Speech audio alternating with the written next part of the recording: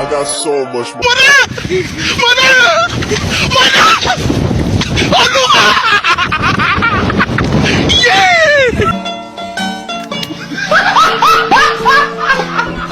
Are you ready, kids? Aye, aye, Captain! I can't hear you. Aye, aye, Captain! Oh!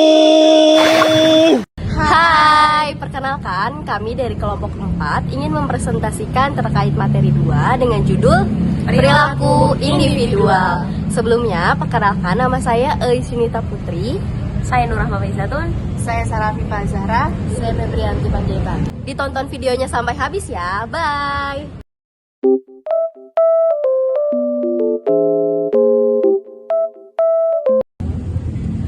Baik, saya akan menjelaskan definisi perilaku organisasi. Perilaku organisasi adalah suatu reaksi yang dimiliki oleh seseorang individual terhadap segala sesuatu yang dilihat, dirasa, dan dipahami. Untuk selanjutnya, terbentuk dalam perbuatan dan sikap. Dalam konteks ilmu perilaku, dijelaskan bahwa setiap orang memiliki pandangan yang berbeda-beda dalam menilai dan memahami setiap keadaan, apalagi jika itu dituangkan dengan latar belakang atau background yang pernah dijalaninya. Selanjutnya ada analisis demografi.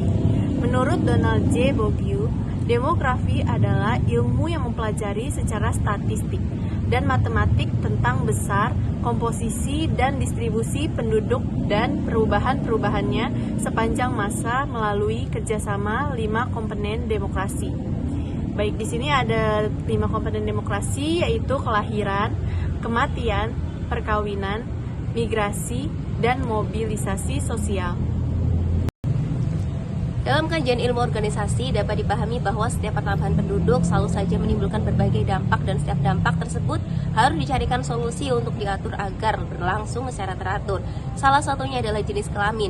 Jumlah persentase laki-laki dan wanita dalam bentuk data yang diperoleh dalam tahun ini atau tahun sebelumnya akan dapat dijadikan alat prediksi untuk tahun lalu yang akan datang.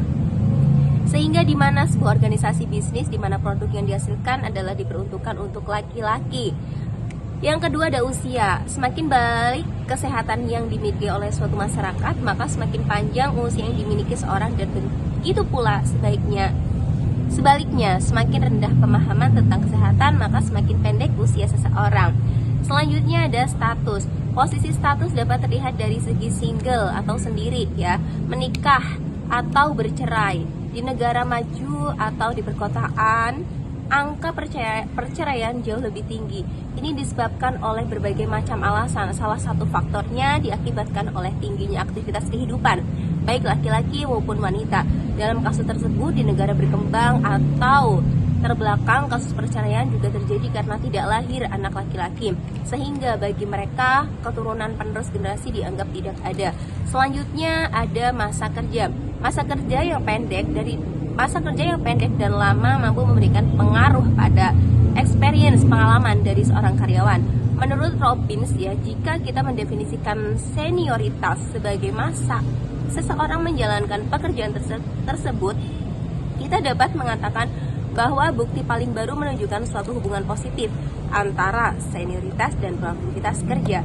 Selanjutnya kita ada dampak diversitas bagi organisasi. Menurut Sri Huning Sawitri, diversitas atau keberagaman dalam suatu setting organisasional adalah suatu kumpulan individu-individu yang berbeda satu sama lain pada satu atau sejumlah dimensi yang mencakup kultur, nilai-nilai, pendidikan, gender, status perkawinan, usia, dan lain sebagainya. Perbedaan-perbedaan di antara mereka sering menciptakan konflik, dan apabila konflik semacam ini salah dikelola atau ditangani secara tidak tepat dapat menghasilkan kinerja yang buruk.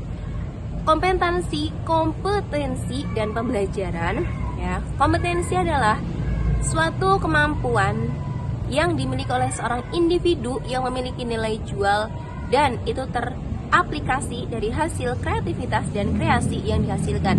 Dalam dunia kerja, semakin tinggi kompetensi seorang, maka semakin tinggi nilai juga orang tersebut. Selanjutnya ada kompetensi dan pembelajaran. Nah, kompetensi ini memiliki pengertian suatu kemampuan yang dimiliki oleh seseorang individu yang memiliki nilai jual dan itu teraplikasi dari hasil kreativitas dan kreasi yang dihasilkan. Dalam dunia kerja, semakin tinggi kompetensi seseorang, semakin tinggi nilai jual orang tersebut. Nah, menurut Hannes Reidy, apabila ada karyawan bertumbuh dan berkembang dengan kompetensi yang meningkat, terbuka kesempatan promosi sehingga dapat memperoleh kompetensi finansial yang lebih baik. Juga ada menurut Duff, sesuai dengan perubahan yang terjadi di dunia kerja, pendekatan manajemen dengan perspektif humanistik dan pembangunan organisasi, pembelajaran dipercaya paling relevan belakangan ini. Nah, kemudian ada kedisiplinan. Kedisiplinan ini ada menurut Robert Bakal, disiplin adalah sebuah proses yang digunakan untuk menghadapi permasalahan kinerja. Proses ini melibatkan manajer dalam mengidentifikasikan atau mengkomunikasikan masalah kinerja kepada para karyawan. Nah, kemudian juga ada menurut Robert L. Mathis dan John Jackson, peraturan haruslah konsisten dengan kebijakan perusahaan dan kebijakan haruslah konsisten dengan tujuan perusahaan. Kemudian juga ada menurut Nevizan Chatap, salah satu yang layak dilakukan oleh pihak manajemen perusahaan dalam mendeteksi berbagai masalah adalah menerapkan diagnostik manajemen. Diagnostik manajemen itu adalah pengelolaan diagnostik sebagai pengetahuan untuk menentukan jenis penyakit atau kondisi kesehatan organisasi berdasarkan gejala atau fenomena yang ada dengan meneliti atau memeriksanya. Nah, hasil diagnostik manajemen ini nantinya akan dijadikan rekomendasi untuk diarahkan guna membangun sistem dan model kepatuhan yang sesuai dengan bentuk organisasi tersebut. Sehingga lebih jauh pihak karyawan perusahaan akan timbul kepatuhan kepada berbagai sistem dan peraturan perusahaan. Nah, menurut Ed Zioni terdapat 3 basis otoritas dan 3 basis kepatuhan. 3 basis otoritas adalah yang pertama itu coercion, yaitu adanya rasa takut. Yang kedua itu remuneration, yaitu pertimbangan untuk mendapatkan imbalan. Yang ketiga itu normatif, berdasarkan ketentuan peraturan yang ada. 3 basis kepatuhannya itu ada pertama lenitif, yaitu rasa keterasingan. Yang kedua itu instrumental of calculative. Dalam hal ini kepatuhan yang digunakan sebagai alat untuk mencapai sesuatu. Yang ketiga itu moral, untuk yaitu kepatuhan yang didasarkan pada nilai-nilai luhur sebagai tolak ukur kebenaran. Reward and punishment tujuannya itu memberikan kepuasan kepada para karyawan yang mampu bekerja secara maksimal, maka perlu diberikan penghargaan. Menurut Gibson, Infante, dan Donnelly membagi penghargaan menjadi 2. Yang pertama itu penghargaan intrinsik, yaitu meliputi penyelesaian tugas, pencapaian prestasi, dan otonomi, serta pengembangan pribadi. Sedangkan penghargaan ekstrinsik, yaitu meliputi gaji dan upah, jaminan sosial, penghargaan antar pribadi, serta promosi. Dengan pemberian penghargaan, maka diharapkan berdampak pada peningkatan motivasi dalam pekerja. Penghargaan dan motivasi dapat dilihat sebagai bentuk hubungan yang bersifat linier dan saling mempengaruhi satu sama lain.